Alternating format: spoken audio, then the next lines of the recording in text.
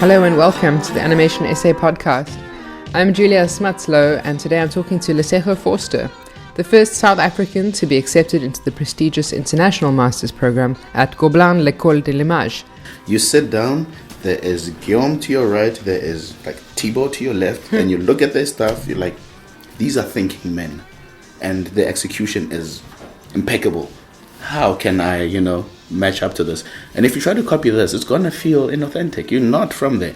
How can you learn from this? Lesego was teaching at the animation school when he got the call and made the transition back to student life to attend the foremost tertiary institute for animation education in the world. We caught up in Annecy where we chatted about character design, style, and the importance of a lifelong reading habit. Very welcome to Animation Essay Podcast. Woo! Hello, Animation Essay Podcast. And we are drinking wine very appropriately because we are in Annecy. Perhaps we could just start out by talking a bit about your background and how you got into animation. I've always known I wanted to animate after seeing Tarzan. Okay, cool. It was Tarzan that did it. Tarzan. Yeah, it's one of the 3 movies my mother could afford to take me to cinema for, and she took me to watch Tarzan at the cinema. Cool. That's when I knew. But she couldn't answer the question of, Mom, how do they do this? Yeah. She couldn't answer that question. And I sort of found out because, I was from the 80s, so internet was still new to me. We didn't have a computer. And then I thought the only way to find out is to go to a university and say, how do they do this thing? I went to Wits, met Christo Doherty. I'm like, I want to get into animation. He said, it's possible, but you have to do 3 years of fine arts first. Yeah. I'm sure Southwest told you the same story as well. Bits of it. Yes. So the same thing happened. You have to do 3 years of not painting. That's what I chose. Of fine arts. And then you can do your animation. I was like, hell yeah. Because I could also get funding to go to, it's not funding, it's financial aid. You have to pay them back. I got, so I applied, started doing my art. Because I thought I was going to draw, and then I found out what fine arts really is. I hated it for like maybe 6 months, and then I saw what it was doing to my brain. Like it was opening it up. Oh, good. It's way more reading than it is drawing or painting, And then you start questioning. Before you even draw a character, you're like, why? Then, you start thinking more. So then I really appreciated that. After 4 years, got my honors in fine arts. I was a painter, master's honors in painting. And then I did my 1 year postgrad with Bronwyn, who's now head of animation school in Joburg. Bronwyn Horn, yeah. I did 1 year, intensive 1 year with Soft Image, back in the day of Soft Image. Right. Yeah. 1 year animation. And then after that, I freelanced for like a year and a half. Nuno, through the grapevine. Actually, Nuno came and Nuno Martins is the head of the whole animation school. He came to be our external invigilator. So he saw and found out what I did on my team's film. And he was like, okay, let's keep in touch. And a year later, he's like, I'd like you to just come try give a lesson. I gave one character design lesson for like 2 months. And then I came back for concept art 2 months. He's like, please be full-time. So I was at the animation school for 2.5 years. But while I was there, because I didn't want to, like my career prospects, I saw it going into commercials. And as you remember, like the child was still in me that saw Tarzan in cinema. I was like, I'm not going to do bottles and juice, and I don't want to do shots. that. Exactly, I don't want to do that when I know, look at what I can do. I don't want to do that. So I was like, there's something about Gobelins and there's something that they do that I need to understand. So the first thing I did was I got into 2015 summer school.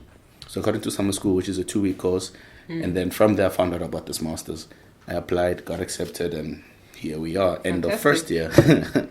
Yeah. So how did was Gobelins always on your radar ever since you started investigating animation, or did somebody encourage you to apply there? I don't even remember how I found out about Gobelins. It was probably YouTube, one video, one of their films. I was like, what is this Gobelins thing? What is it? Is it a studio? What is it, École, I'm like, that sounds like it should mean college. And I saw the Gobelins channel and I read up about them. Then from meeting Nuno, because he knew Gobelins, he's like, no, Gobelins, is this. I'm like, I see now. So that's student work? He's like, yeah. So that's how I found out about Gobelins. It was through the grapevine, because it's not really, back in the day, it wasn't really known what Gobelins is. Now it's like all over South Africa. Yeah, and it's really competitive, isn't it, that Masters? Because they only take 25 students a year. 21. 21 now. out of 700 applicants. That's quite crazy. Yeah. So how did you feel when you found out you got accepted? I don't think I told anyone. I told my girlfriend first, Tiffany. I told her on the day. I was like, this is happening, but it's between me and you. Not even my mother, my sister, like we knew for like 2 months because we were still trying to... Because after being accepted, I realized that this thing cost close to $1 million. I didn't have that money. So I had to get 2 bursaries just to cover this. I've got 2 bursaries now with the NAVF and the French Embassy. Wow, okay. Yeah. And what was your family's reaction when, between Tarzan and your first paycheck? What was their reaction to your idea that you wanted to be an animator? Oh, well, their reaction was, do architecture. Do architecture. And we fought to a point where I said, I'm not going to go to Wits then. I'm going to go work at Edgar's and sell clothes and get 2,000 Rand a month and you'll be happy. Then my mother gave in. She's like, okay, go do what you want. Then I did what I wanted. Nice. Yeah, it was a fight because they said architecture, engineering. There's still a little bit of drawing or technical design, whatever that is. They throw around something words. We understand. Yeah, they throw around words from like their day, like technical drawing. I'm like, that doesn't exist, ma. I don't know what you're saying to me, so I'm not doing it. I'm gonna go get a job at Edgar's or Pick and Pay. IT is another one. Like as soon as you're working in computers, people think you're working in IT. Like, what does that word mean? Yeah. So yeah. Do you think the perception of animation as a career is changing in South Africa? Yes. Yeah, definitely. I run like a little drawing group for underprivileged teens. It's part of the work that I do, and I find there as well, especially the boys, they're not encouraged to continue with their drawing passion. Yeah.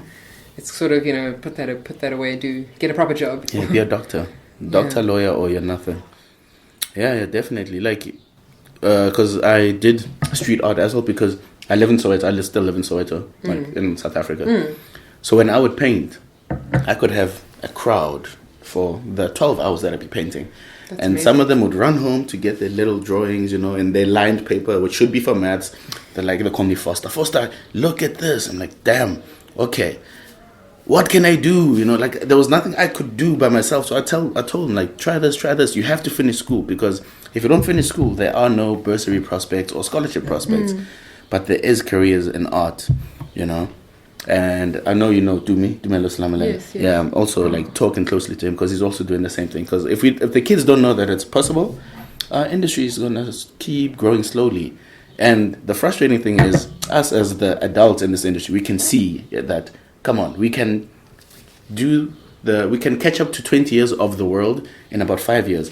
But the students need to know this as well. They need to know. We shouldn't be keeping it a secret, just for me. It is hard to get the word out there. Yeah. I think, at least that is changing. There are now, I think, a few scholarships, and I know there's plans in the works for more scholarships for kids. But to just, at that secondary school level, to get the word out there that this is something you can do as a career. You can do it in South Africa now. I mean, that's, and you can feed a family. A small family. Yeah, it's a small family, yeah. Not Zuckerberg money. No. What would you say is your learning so far from Gobelins? Like, since you had the Wits experience, so that was obviously fine arts and one way of thinking. You've taught at the animation school. So what's the biggest difference between what you learned in South Africa and how you're being taught in France? Okay. Well... So what I learned from fine arts was basically, I'm really thankful for that. I used to hate that experience when it was happening, but after it, I realized the difference between my brain and the way it functions and the people that went to college's brains that were just told, just do this thing. You don't worry about reading. Just draw, read this little 2-page reading. When, back from my school, from Wits, we come from a place where they give you 5 books, read these chapters. And you get into that, and once you stop fighting it, you understand that, I see what's happening here. There's contextual studies, there's cultural relevance to these things. You don't just draw I'm black, I'm gonna draw a black person. Understand why, understand the history of if you want to say we were oppressed, then understand what you're saying about it. They say the thin-skinned drum makes the loudest noise. You understand what I'm saying? Ooh, yeah. I like that. That's what I'm trying to say. So from that experience to me teaching, so that's how I learned. And then I went to teaching, and that's how I try to enforce, because the animation school is also a college, so it doesn't have a robust reading and writing curriculum. Theoretical side, yeah. They don't have that kind of thing. Now it might change because now we're introducing this more. And of course, with more lecturers coming in from university, I think now before I left, there were 4 of us that came from university and fine arts sort of background. So we're like, no, these guys need to read. They need to read. And, you know, even though the curriculum cannot be changed like that, we can't just, okay, bring in these books and they have to do it. It's a process. So for us, I think that's very important to understand our history, because if we don't tell our story, someone else is going to tell them for us, and they're going to do it badly, of course. That's so interesting, because I confess what I thought you might say is that they need to draw. Oh. Because, you know, there's been a strong 3D tradition in animation school. And then I guess Wits is still figuring out exactly what they want to make of their masters, but it's largely 3D. And with the influence that Nuno's brought from France, like Emile Cole and Gobelins, it's, you know, draw. Get your 2D skills sorted out, understand those basics that actually have nothing to do with computer, and then from there move onward. But this, understand what you want to say and why you want to say it, and that means you have to read. That's very interesting. Yeah. The Gobelins Masters has the 3 streams, right, of character animation, storytelling, and then what was the third one? Is it 3D? Character animation, directing, and storytelling. Yes. So they you know, the reason for this, I think because, you know, I don't actually know, for this Masters internationally being created is to create leaders and not so much the wrists, as they used to call them in Disney. Technicians. Yeah. Oh, the wrists, I like that. The wrists. As not so much the wrists. So they got people from all over. Like there's a girl from Taiwan, a girl and a guy from Taiwan in my class who come from fine arts background, experimental animation. So from that, you could tell that they're not looking for what they have already. They have the technically amazing. There's 20-year-olds in first year that out-animate, out-design me, out-draw me. And I'm like, okay. But it's not about outthinking, but we need to be able to lead teams, and that's what they were looking for. And application process included not a screening, what is it? Skype interview with the heads of everything, because they wanted to see you and see what. Very interesting. Yeah, what if you have this thing that they're looking for, because I guess the world has been asking Gobelins to teach in English, and it's taken them this long. Finally, they've done it. I know you've been working with Guillermo del Toro. Yes. He's Spanish. Which is pretty great. The wise sage. Everything that man says is like, can you bottle that and just keep it? Can you bottle that and take out the swear words so that I can tell my mom? Right here in Annecy, he's taken us out for 2 rounds of drinks. That's so cool. Yeah, he spends time with you, like with us individually. You know, there's some people that are still shy, that don't because he looks like he's looking into your soul, and he's such a big man, both metaphorically and physically. Yeah. He looks at you, so some people don't want to do that, but I love talking to him. Great. Yeah. And he introduced us to one of my heroes. I didn't know how he looked, because in animation we tend to do that. I have to confess, I knew how Glenn Keane looked from 10 years ago. When I saw him, I was like, who's that man with a Glenn Keane sign in front of him? They're like, that's Glenn Keane. Oh my gosh. But anyway, he introduced us to Jorge Guterres, who is the director of Book of Life. Yeah. When I spoke to him, he was speaking about, he used to have insecurity about his culture till he made his culture his power. That's strong. Exactly. Those the Mexicans are kind of taking over Hollywood at the moment. I mean, Coco. It's amazing how that's risen up. Out of being rejected consistently to being wanted, and that's what we can do as South Africans, but as Africans, because we still don't know identity. Because Africa was it's such a melting pot. We still don't know. It's not patterns. It's not black people. Not patterns. Yeah, it's not patterns. That's something I have to say. It's not patterns. It's not black people. It's not animals. It's not the Sahara. Then what is it? What is it? I don't have the answer. That's what I'm looking for. And I've never felt closer to home than I feel now. Like I had to leave to feel this close to home. And did leaving help you kind of crystallize what your storytelling essence is, and what you want to say about South Africa? Yes, definitely. Like the stories that we all have, because I think as artists we have stories in our heads, and then we're like, well, I can't make that, meh, and you don't write it. I'm like, I can't make that, meh, you don't write it. We forget that there's many other forms. You can share these stories. You can just write it. You don't have to keep drawing just because you have the burden of being animator or artist or illustrator. Just write it and share it. If that's the way. Then the world needs to hear our stories from us. Because if they don't do it, if we don't do it, they will. I've certainly noticed that in France, they've been fantastic here at MIFA about trying to showcase us and help South Africa emerge as a storytelling voice. But there seems to be a huge appetite for it at the moment to try and, discover what these stories are, how to get them out there. Like when people meet me, like this whole week, because we've got Gobelins shirts, they just keep branding us. The Gobelins shirts, and like, where are you from? Like South Africa. Like, what? Tell me, just tell me. A fascination. Yeah, they're like, just tell me about you. I'm like, oh well. And then there's us, the white South Africans. We just get this very confused look, like, really? Are you sure? Yeah, when people think Africans, they're like, okay, so you mean black people? I'm like, no, Africans. I'm like, there's another South African. An African guy is coming here next year. Oh, so he's black? No. Tinus van Rooyen is Afrikaans. He's come here, but he's African as me. Probably even more African than me. Oh, I'm pleased that you said that. Yeah, and then that just breaks them. And like, okay, I will teach you. I can't tell you. I will teach you through time. Stay friends with me, and I will show you through time. If you're too lazy to do that, then you deserve to be messed with. And I will tell you I've got 2 lions and a giraffe. Do you think there's a certain amount of, there's almost an expectation that we're trying to meet by telling that, those classic savannah stories? Is that what people want when they say they want South African or African stories? Is that what they want to see, is like a little bit of exoticism, a little bit of what they expect? Or have you found that there's a lot of openness to, an urban story? I think there is. We just haven't done it yet. We need to, because it's going to get done by someone else if we don't. I think one thing that's kind of difficult is how to do that without getting very dark and serious, because there's, especially among students, there's always this deep appetite to show that you've got depths, and therefore you have to tell a really, really serious story about the fights we used to have with the students at animation school.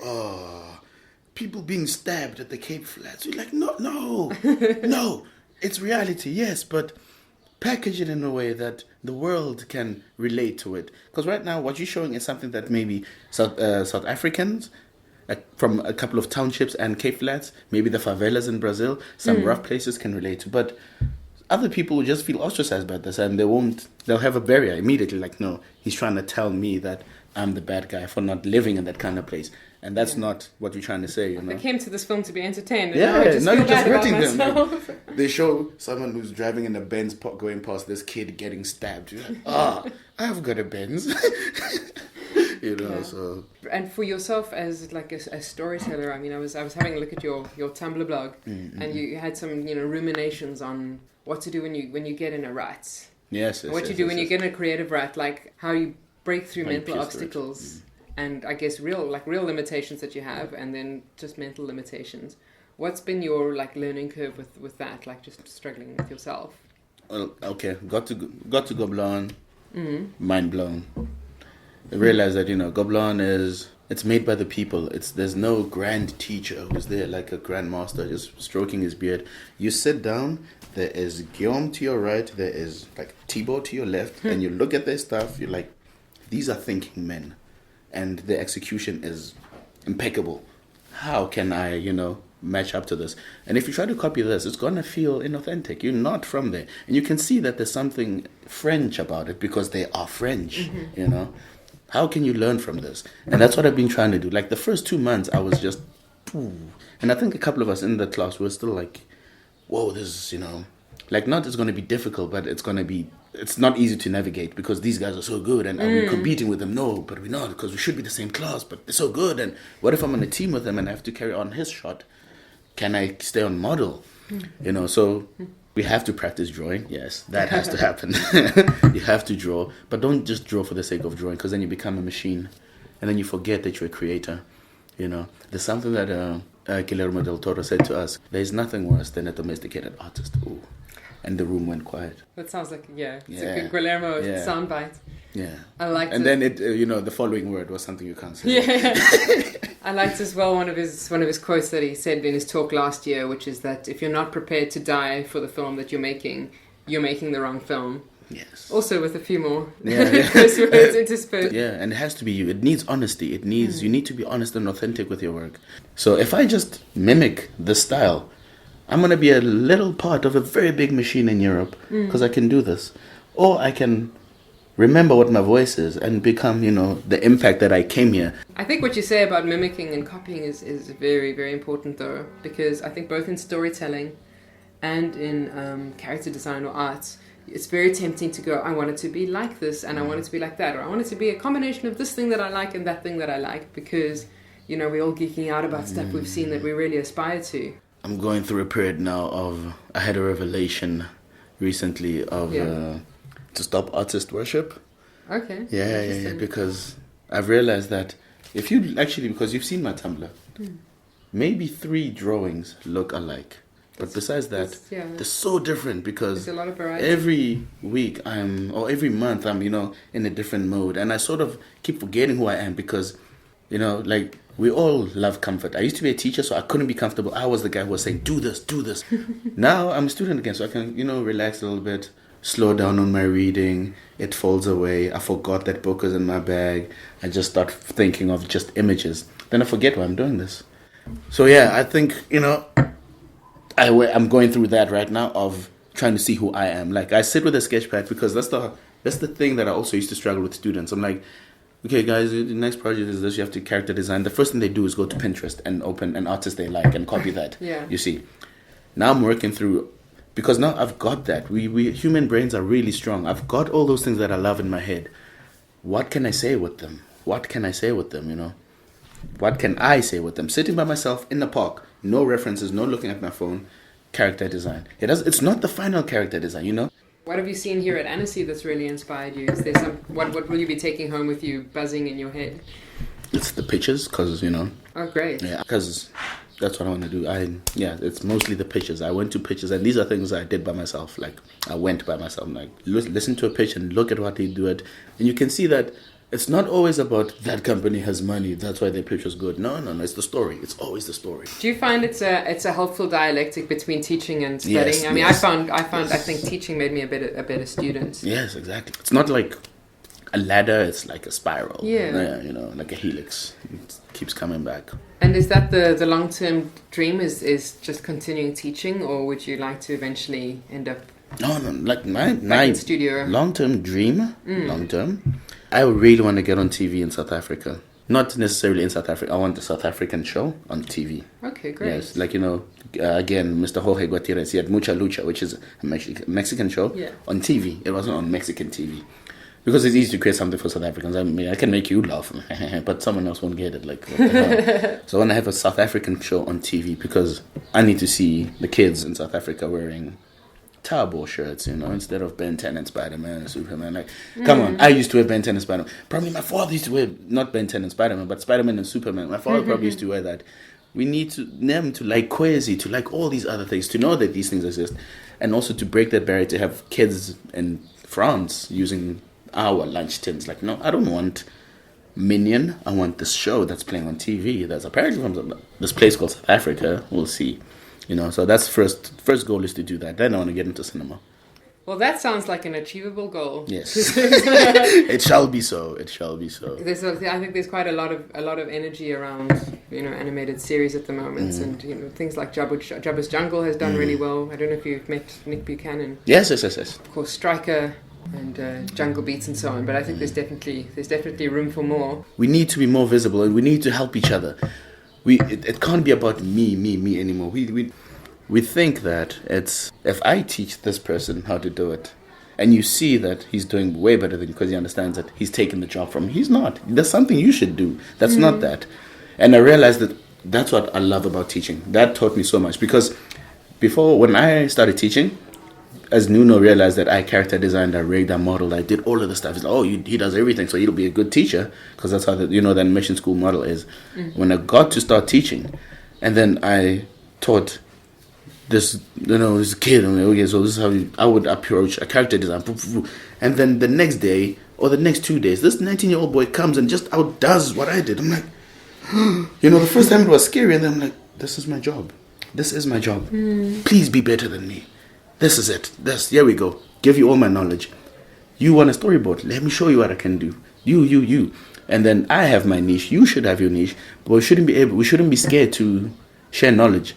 You can't do it all. And you shouldn't be doing it all, actually. Yeah, I like that quote from David Ogilvy: if we keep hiring people bigger than us, eventually we'll be a company of giants. Yeah. Ooh. So I guess it definitely goes for schools as well. It does, definitely. Because the next generation is always smarter. They have to be. Thank goodness. Yes, because if they're not, we have a problem. Yeah.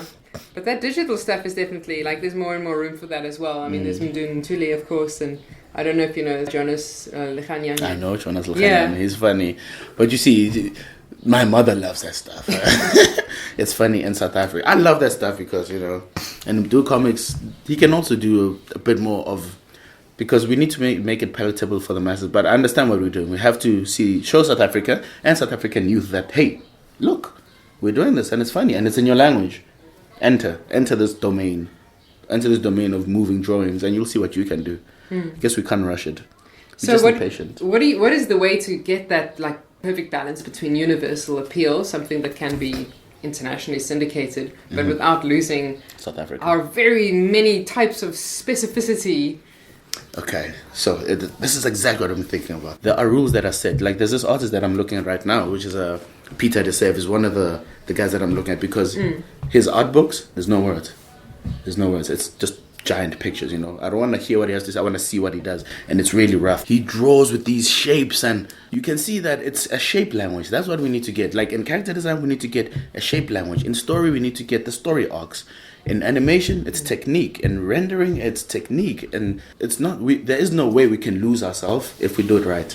Like right now, when we were screening, because this is the first time they've had such a vast international. Of course, they've had internationals, but if you understand, they'll have to come from a country which spoke French. Yeah. Or they would have had to learn French and catch come up here. Quickly, exactly. So it's like maybe 5 people. Now there's like 21 of us. And now there's 30 coming. When we screened the films, 18 films, you could see the influence. That even the French guys, because Gobelins has a style. The Gobelins students don't want to say it and they literally refuse. Like, no, we don't. We can put the pictures in the line. Like, there is a style, guys. And then they put our films. Actually, the way it was screened, it was Gobelins, us, Gobelins, like it was, well, we're all Gobelins, but it was international French. Some classes were mixed. So you could see that there's something happening here. There's something really happening. And in terms of style, I think Gobelins did a wonderful thing with this. Like, I don't think they're ever going to stop it. Take a look at this year's Gobelins student shorts on their YouTube channel. Join us next time when we talk to Free Lives, South Africa's most wildly successful indie gaming company by a large margin. They're the creators of titles like Broforce, Genital Jousting, and the VR first-person hack and slash Gorn. Well, thanks for listening. See you back here soon.